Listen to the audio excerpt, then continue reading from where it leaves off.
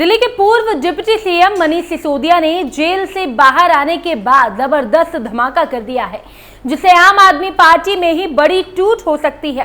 क्योंकि जो सवाल सुनीता केजरीवाल को लेकर उठ रहे थे, उन सवालों पर मनीष सिसोदिया ने कुछ ऐसा कह दिया जिससे सियासी पारा बढ़ गया है और साथ ही आम आदमी पार्टी में भी जबरदस्त बगावत के संकेत दे दिए गए हैं। जिस सुनीता केजरीवाल को दिल्ली का अगला सीएम बताया जा रहा था, उन्हें मनीष सिसोदिया ने जेल से बाहर आते ही साइडलाइन करना शुरू कर दिया है। तो क्या कुछ है पूरा मामला, क्या बयान दिया मनीष सिसोदिया ने, जिससे आम आदमी पार्टी में दो गुटों में बंटने को लेकर चर्चाएं तेज हो रही हैं, इसी का कच्चा चिट्ठा खोलेंगे। नमस्कार, मैं हूं आपके साथ प्रियांशी मिश्रा और आप देख रहे हैं हमारा खास प्रोग्राम कच्चा चिट्ठा। क्या मनीष सिसोदिया बनेंगे दिल्ली के सीएम? सुनीता केजरीवाल को लेकर सिसोदिया के बयान से बवाल। केजरीवाल की पार्टी पर क्या कब्जा करेंगे सिसोदिया? क्यों एक बयान से मच गया पार्टी में घमासान? मनीष सिसोदिया के जेल से बाहर आने के बाद कई तरह के सवाल उठने लगे कि क्या मनीष सिसोदिया दिल्ली के अगले सीएम बनेंगे? क्या मनीष सिसोदिया ही पार्टी को चलाएंगे? क्योंकि जिस तरह से मनीष सिसोदिया ने जेल से आने के बाद सुनीता केजरीवाल को लेकर बयान दिया और जिस तरह से वो उन्हें साइडलाइन कर रहे हैं, वो मनीष सिसोदिया के मंसूबों को नहीं कहीं जाहिर कर रहा है। अब मनीष सिसोदिया का जो बयान सामने आया है, उसके बाद सियासी हड़कंप मचा हुआ है। तो चलिए बिना देरी के आपको सब कुछ बताते हैं। दरअसल दिल्ली के मुख्यमंत्री अरविंद केजरीवाल की पत्नी सुनीता केजरीवाल ने जेल में बंद अपने पति से जुझारूपन को लोगों तक पहुंचाने में शानदार भूमिका निभाई है। लेकिन आपके वरिष्ठ नेता मनीष सिसोदिया ने संकेत दिया कि पार्टी सुप्रीमो के तिहाड़ जेल से बाहर आने के बाद सुनीता केजरीवाल की राजनीतिक भूमिका समाप्त हो सकती है, जिसके बाद सियासी बवाल मच गया है। दरअसल आबकारी नीति मामले में 21 मार्च को केजरीवाल की गिरफ्तारी के बाद सुनीता ने उनके और पार्टी के बीच सेतु का काम किया। सुनीता केजरीवाल ने दिल्ली, गुजरात और हरियाणा में लोकसभा चुनावों के लिए आपके प्रचार में भी महत्वपूर्ण भूमिका निभाई। एक समाचार एजेंसी के मुख्यालय में संपादकों के साथ बातचीत में सिसोदिया ने शुरुआती मीडिया की अटकलों को भी खारिज कर दिया कि सुनीता केजरीवाल मुख्यमंत्री की भूमिका संभालेंगी। जी हां, मनीष सिसोदिया ने यह साफ कर दिया है कि सुनीता केजरीवाल दिल्ली की सीएम नहीं बनने वाली है। यानी जो भी खबरें सामने आ रही थी कि अरविंद केजरीवाल अपनी पत्नी को सीएम बना सकते हैं, उन खबरों पर मनीष सिसोदिया ने पूरी तरह से ब्रेक लगा दिया है। अब सवाल ये उठता है कि जब सुनीता केजरीवाल का नाम सीएम की रेस से हट गया है, तो अब इस लिस्ट में किसका नाम शामिल है? तो चलिए वो भी आपको बताते हैं। लेकिन इससे पहले आपको बताते हैं कि मनीष सिसोदिया को कब जमानत मिली। मनीष सिसोदिया को सुप्रीम कोर्ट से मिली थी जमानत। सिसोदिया को पिछले साल 26 फरवरी को आबकारी नीति मामले में गिरफ्तार किया गया था, लेकिन अभी हाल ही में पिछले सप्ताह सुप्रीम कोर्ट ने जमानत देने के बाद वो तिहाड़ जेल से बाहर आए। पूर्व उप मुख्यमंत्री ने कहा कि आम आदमी पार्टी के नेता के तौर पर उन्हें जेल में रहते हुए भी पता था कि पार्टी कैसा काम कर रही है और केजरीवाल की गिरफ्तारी के बाद वास्तव में क्या होने वाला है। मनीष सिसोदिया ने जेल से बाहर आते ही कमान संभाल ली और एक के बाद एक बयान देकर सुर्खियों में छा गए। लेकिन सुनीता केजरीवाल को लेकर दिया गया उनका बयान काफी ज्यादा हैरान करने वाला है। इसके अलावा क्या कहा है मनीष सिसोदिया ने, चलिए वो भी आपको बताते हैं। सुनीता के सीएम बनने के सवाल पर क्या बोले मनीष सिसोदिया? क्या सुनीता केजरीवाल सीएम बनेंगे? इस सवाल के जवाब में मनीष सिसोदिया ने बताया कि टीवी देखकर ऐसा लग रहा था कि पूरी पार्टी खत्म हो गई है, सभी नेता हाशिए पर हैं और बस यही लग रहा था कि सुनीता केजरीवाल मुख्यमंत्री बनने जा रही हैं और सिर्फ उन्हीं की शपथ बाकी है। मैं ऐसा इसीलिए कह रहा हूं क्योंकि भविष्यवाणियां इसी तरह की जाती हैं। सुनीता केजरीवाल की सुरक्षित, व्यवहार कुशल और अनुभवी महिला के तौर पर प्रशंसा करते हुए सिसोदिया ने कहा कि संकट के समय पार्टी को उनकी जरूरत है। उन्होंने कहा कि ऐसे समय में जब उनके लड़ाकू पति जेल में थे, तब पार्टी को किसी ऐसे व्यक्ति की जरूरत थी जो लोगों तक पहुंच सके और अरविंद केजरीवाल की विश्वसनीय भावनात्मक आवाज बन सके।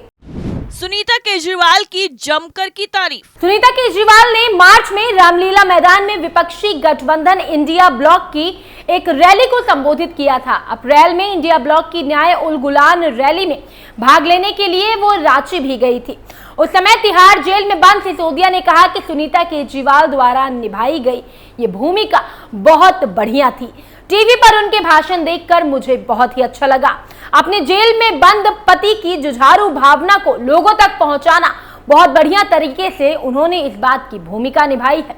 सुनीता केजरीवाल की भविष्य की राजनीतिक भूमिका के बारे में पूछे जाने पर उन्होंने कहा कि मुझे लगता है कि अरविंद जी के जेल से बाहर आने के बाद ये भूमिका समाप्त हो सकती है।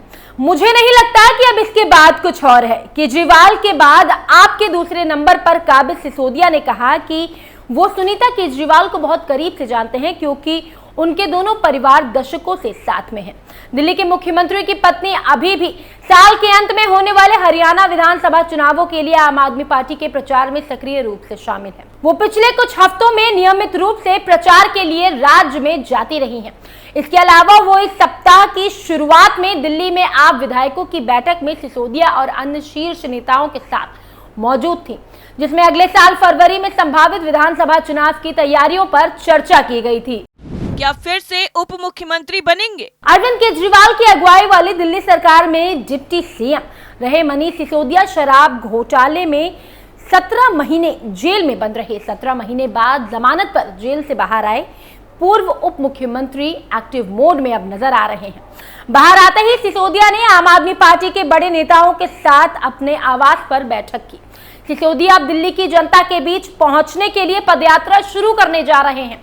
पदयात्रा की शुरुआत से पहले मनीष सिसोदिया ने एक इंटरव्यू में दिल्ली चुनाव की तैयारियों को लेकर गठबंधन और फ्यूचर प्लान तक सवालों के जवाब दिए। क्या दिल्ली के पूर्व उप मुख्यमंत्री फिर से उप मुख्यमंत्री बनेंगे? इस सवाल पर सिसोदिया ने कहा कि पार्टी नेताओं और कार्यकर्ताओं की एकजुटता का जिक्र करते हुए उन्होंने कहा कि इसे देखकर गर्व होता है। क्या सरकार में शामिल होना चाहेंगे? इसके जवाब में मनीष सिसोदिया ने कहा कि हो सकते हैं, लेकिन इसे लेकर मुझे कोई जल्दबाजी नहीं है।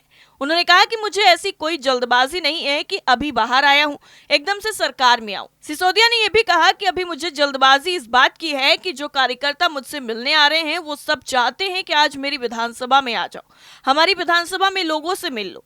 अरविंद केजरीवाल भी जल्दी बाहर आएंगे तो उनके साथ डिसीजन लेंगे। उन्होंने कहा कि 1-2 महीने में वापस आता तो शायद इस जल्दबाजी में होता कि चलो कंटिन्यू कर लेते हैं। अभी देख रहा हूं कि जो काम छोड़कर गया था वो कंटिन्यू चल रहे हैं, इसलिए भी कोई जल्दबाजी नहीं है। सिसोदिया ने कहा कि जब मुख्यमंत्री भी बाहर आ जाएंगे तब पार्टी की लीडरशिप इस पर निर्णय लेगी कि मुझे क्या करना है, सरकार में शामिल होकर काम करना है या चुनाव प्रचार में लगना है। उन्होंने कहा कि हमारे यहाँ सारे समझदार लोग हैं, ये नहीं कि ऐसा कह दिया तो क्यों कह दिया। मुझे चुनाव प्रचार में लगने के लिए कहा जाएगा तो I will love that. Party की इमेज अगर इतनी ही अच्छी थी तो लोकसभा चुनाव में वोट क्यों नहीं मिले? इस सवाल पर मनीष सिसोदिया ने कहा कि लोकसभा और विधानसभा चुनाव में जनता अलग माइंडसेट के साथ जाती है। दिल्ली की जनता विधानसभा चुनाव में इतना प्यार देती है, लोकसभा चुनाव में वोट क्यों नहीं देती? इस पर हमें आत्मचिंतन करना होगा। हम इसे समझने में कहीं गलती कर रहे हैं, लेकिन इसे अरविंद केजरीवाल की लोकप्रियता से जोड़कर देखेंगे तो हम ये भी देख सकते हैं कि 2014 में हमें वोट नहीं मिला, 2015 में बम्पर वोट मिला, 2019 में वोट नहीं मिला और 2020 में बम्पर वोट मिले। इंडिया ब्लॉक में आम आदमी पार्टी के कमजोर कड़ी बन जाने के उठते सवालों पर लोकसभा और विधानसभा चुनाव में हमें अलग करके देखना होगा। जनता की मानसिकता थी कि बीजेपी की तानाशाही को पटकना है और पटक भी दिया। सिसोदिया ने राज्यपाल के पद को बताया लोकतंत्र पर बोझ। दिल्ली के पूर्व डिप्टी सीएम मनीष सिसोदिया ने बड़ा बयान देते हुए कहा कि राज्यपाल के पद पर लोकतंत्र पर बोझ बन गया है और इसे समाप्त किया जाना चाहिए। उन्होंने कहा कि तभी चुनी हुई सरकारें सुचारू रूप से संचालित हो सकती हैं। उन्होंने आगे कहा कि राज्यपाल का काम सिर्फ गैर एनडीए सरकारों को गिराना और उनके काम को रोकना है। उन्होंने कहा कि दिल्ली में उपराज्यपाल और आम आदमी पार्टी के सरकार के बीच टकराव की वजह निर्वाचन सरकार के फैसले लेने के अधिकार को छीनना है। उन्होंने इसे लोकतंत्र की हत्या करार दी। उन्होंने कहा कि एलजी और चुनी हुई सरकार के बीच टकराव की वजह से दिल्ली के लोग नौकरशाह परेशान हैं। एलजी और दिल्ली सरकार के बीच खींचातान लोकतंत्र की हत्या की वजह से है। चुनी हुई सरकार के अधिकार केंद्र ने छीन लिए। जब लोकतंत्र की हत्या होती है तो सभी हितधारक प्रभावित होते हैं, यहां तक कि सरकार के अधिकारी भी पीड़ित है। मुझे उनके लिए खेद है। राज्यपाल पद का खत्म कर देना, यानी कुल मिलाकर जेल से बाहर आने के बाद पूरी तरह से सिसोदिया एक्टिव नजर आ रहे हैं। कच्चा चिट्ठा में फिलहाल इतना ही, लेकिन ऐसी तमाम खबरों को जानने के लिए आप देखते रहिए कैपिटल टीवी। नमस्कार।